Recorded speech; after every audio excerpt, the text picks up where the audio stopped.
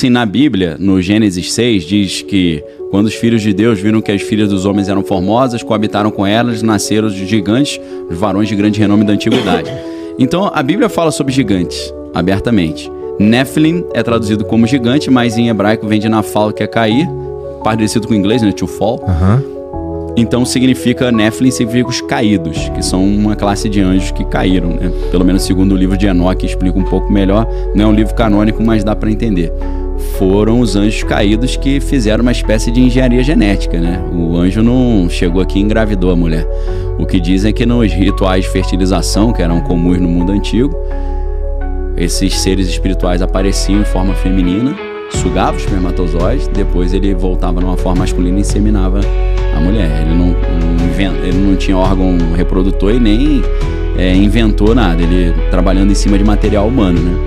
Isso entra um pouco naquelas lendas que falam sobre súcubos e íncubos, né? Isso está falando um pouco, está falando ainda do livro de Enoque. É lá que está esse tipo de... O livro de Enoque não explica com esse detalhe. No livro de Enoque fala que havia 200 anjos chamados de vigilantes, né? The Watchers em inglês. Em hebraico não tem muito isso na Bíblia, né? A Bíblia chama Bnei Elohim, que são os filhos de Deus. E esses 200 anjos que tinham a missão de proteger a terra, eles descem, eles são seduzidos pelas mulheres ali. Então eles descem na terra e conseguem engravidar essas mulheres. O livro de Enoque vai explicar tecnicamente como eles fizeram isso.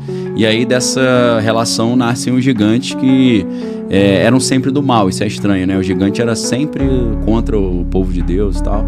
Então parece que era uma estratégia diabólica para tentar dominar a terra, né? Essa fabricação dos gigantes seria uma primeira estratégia de Lúcifer para tentar dominar a terra.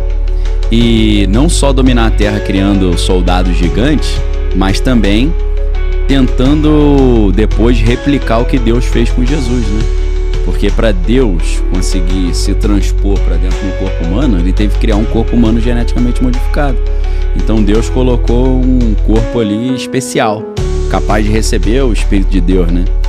E dentro da teoria do advento do anticristo, ele vai ser fabricado de forma semelhante. Olha que interessante. É o rito de magia sexual, ou rito de fertilização.